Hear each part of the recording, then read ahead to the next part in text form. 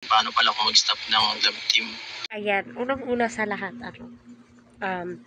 nasaktan ako sa mga sinabi ni Edo patungkol dito. Yan po, na topic niya, papaano daw kapag na-stop na ang love team. So, wala na rin ba kayo dito sa channel ko? Mas mainam daw po na umalis na lamang po. So, inhale, exhale mga ka-Team EDSI. Lawakan po natin yung pananaw po natin patungkol nga po dito. Pero para sa akin, tila napakahirap huminga. Yung ganito. Yun na nga po, ika nga ni Kalinga Prab sa kanyang live, si Eds ay straight to the point siya na magsalita. Yung tipong wala siyang pakialam kung siya ay mabash. Basta sinabi niya kung ano yung gusto niyang sabihin at gusto niyang iparating.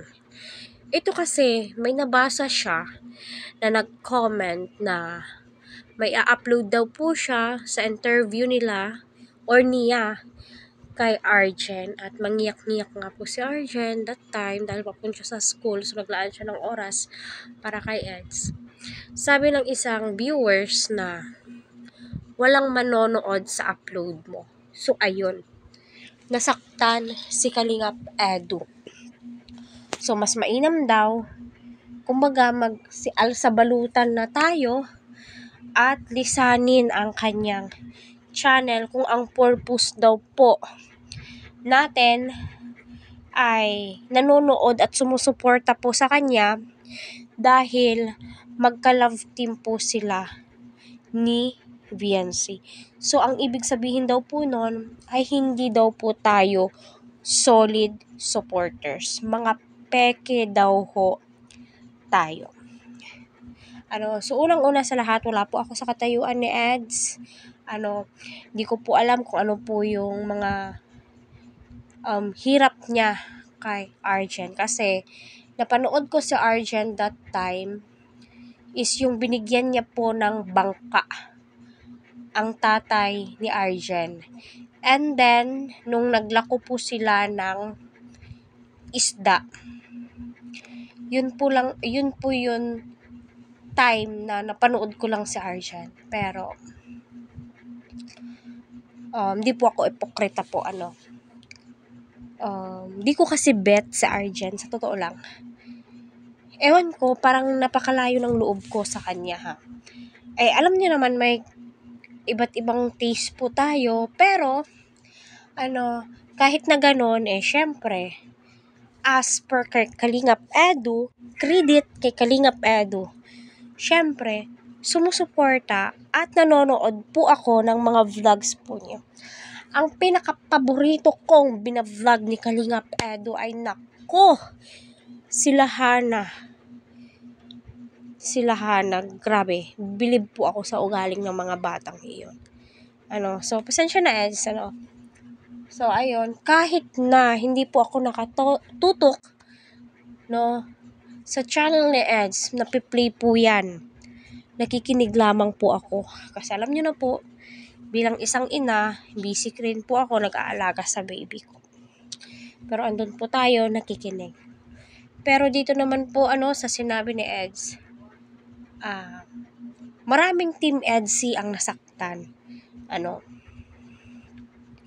Marami ang nasaktan dahil sa sinabi ni Eds. Sige, syempre, ipapagtanggol niya yon dahil nga beneficiary niya. Tinutulungan niya. So, alam niya kung ano yung mas nakakabuti para kay Arjen. Ano yung mga pangangailangan ni Arjen. Pagkakalam ko kasi Arjen is isa din po siya sa scholar ni Kalingap Edu. So, alam po natin kung gaano kahirap na magkaroon ng scholar, lalong-lalo na po ang kurso ay nursing. So, sa mga Team EDSI po dyan, advice ko lang po, huwag po tayong panghinaan ng loob. Andito na tayo, nasa tuktok na po tayo. Medyo malayo na din po yung mga nilakbay natin. Marami ng pangbabash. pinagtatanggol po natin silang dalawa. So, ngayon pa ba, no? Beneficiary po yan ni Edu. Wala naman pong namamagitan sa kanilang dalawa. No, ika nga ni Kalingap Eds, yung mga beneficiary niya, turing po niya is parang pamilya na po. So, kay Arjen naman, no, sana maging lesson to sa'yo, no.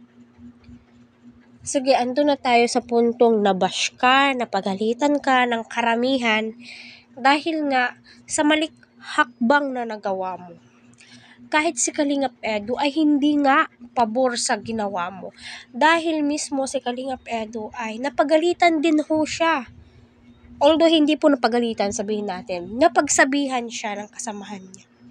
Bakit di ka mapagsabihan, hindi ka makurom? Ikaw, ayaw mong mag-reply, kumontak. So, ayun, nag-boom, nagka-issue, nagka-depress ka, ano yung ibig sabihin nung, no? So, Arjen, no, wag mong i-bypass ang tumutulong sa'yo. Kasi napakaraming tao mami-misinterpret yan. Kasi hindi lahat madadaan po natin sa please. No, hindi lahat. Lalong-lalo na napakarami mong basher. Napakarami mong basher sa totoo lang. Ipinaglalaban ka ni Kalingap Edu kahit masira yung pangalan niya. So, sana pahalagahan mo yon, Arjen. Pahalagahan mo kung gaano ka pinapahalagahan ni Kalingap Edu. Halos itayanan niya si Beyonce para sa'yo na beneficiary. No? Halos murahin na niya kaming Team EDSI, no, para lang sa'yo. No? So, sana pahalagahan mo.